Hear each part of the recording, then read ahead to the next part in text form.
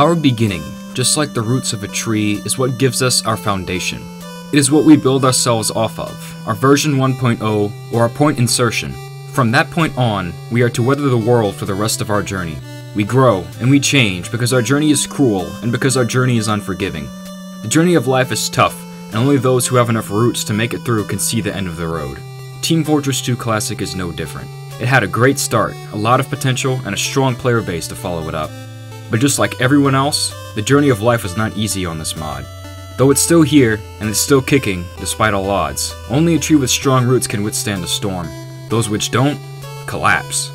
Considering the history and string of events revolving around this mod, I'd say its roots are strong enough to withstand several storms, back to back. So how did it happen? What made this great project? How was it conceived, and who are the minds behind it? I spent a lot of time scraping through archives, forums, DMs, and image boards to find out. And now, the answer to those questions are finally compiled into one video.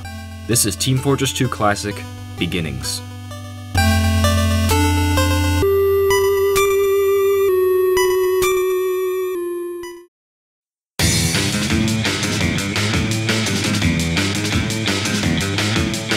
Team Fortress 2 Classic was not conceived out of nowhere. Things usually aren't created that way. If it were original in its own right, it wouldn't be a mod, it would be a game.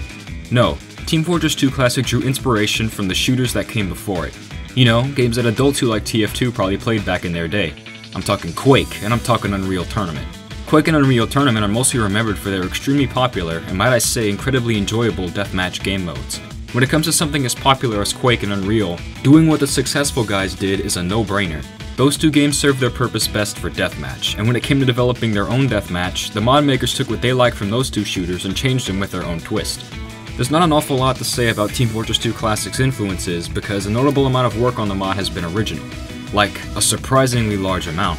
The Mercenary class in the older betas, now in a different mod, Team Deathmatch Classic, was given its own custom model, own personality, and original voice acting.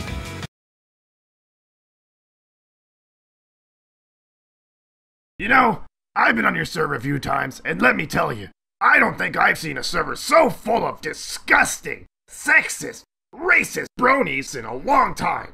Not only that, but they all act like they're 5 years old. When stepping into strange and alien territory, like having a free-for-all deathmatch in the Team Fortress 2 universe, the modders here were surprisingly courageous to write their own book rather than plagiarize someone else's.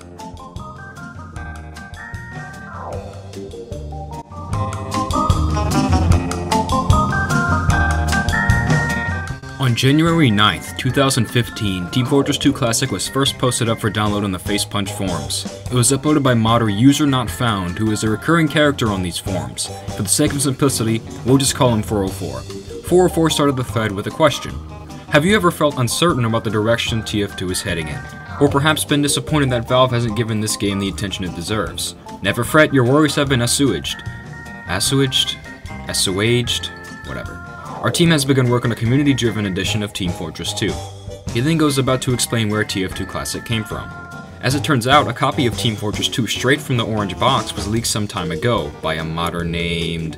Oh, look, it's 404. I told you he's a recurring character. Anyway, 404 and his team all got together to mod the orange box leak. And this is how Team Fortress 2 Classic was born. A modification of the earliest known copy of Team Fortress 2 made it support a number of new things, including new weapons, 4 team game modes, fancy muzzle flashing, deathmatch, the mercenary, the civilian, and support for 128 players simultaneously.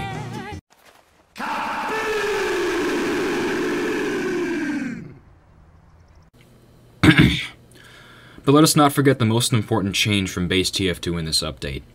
The map background 01 has been removed, and you can re-enable it by editing tf/cfg/valve.rc in Notepad.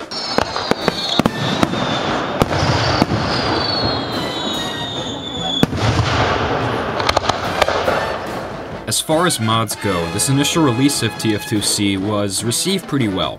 People immediately began making things for the mod in the release thread, not even a day had passed. Come join the Facepunch side where we've got TF2C and they've got textures, logos, animations, downgrades, and more textures. Quite a dedicated community to do all of this in a matter of one day. A Steam group dedicated to the community was announced shortly after the mod's release. The roots began to spread.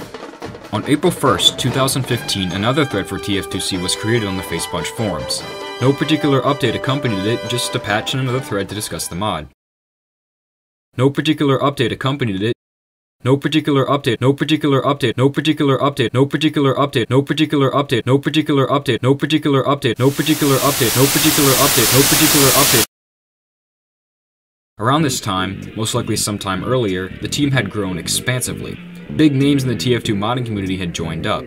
Sedimentary Socks, Nasimo, Mr. Modez. It was like a who's who of Team Fortress 2 modding. And now, there was an auto-updater, so you no longer had to manually click and drag files to the TF2 Classic folder to update. Neat. Much like the thread gone by, it was met with more discussion and contribution. This time, we saw a map port of CP Kombu, 2 Fort Intel room fixes, an April Fool's prank, and much more. Nothing occurred of major importance around this time, simply pleasant bug fixing and establishment of the mod's goals in place. In quick time, the month flew by, and it was time for this version to accept its place as historical.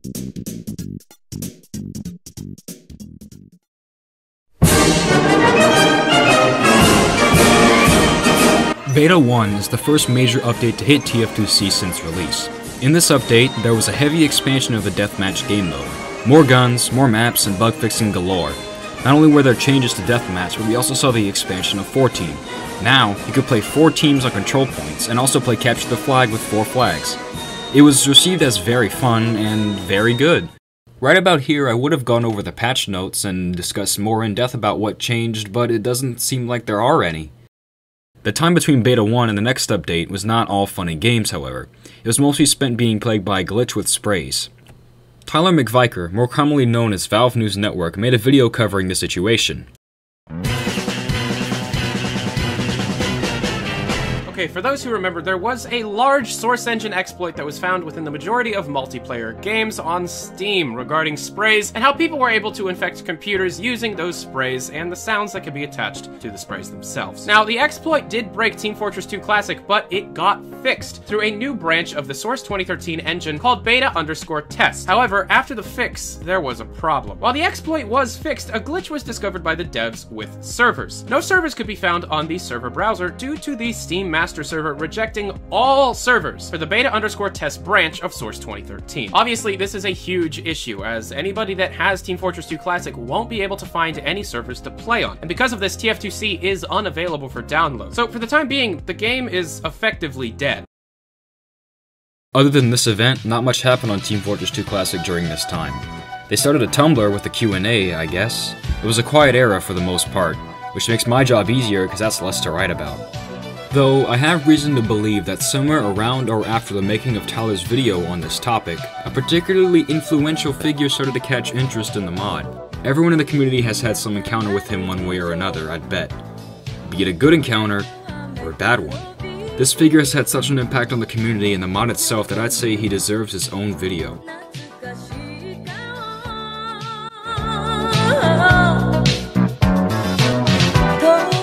Sorry this video was so short. I promise the next one's going to be a lot longer because I have a lot more stuff to cover and it's a lot more interesting.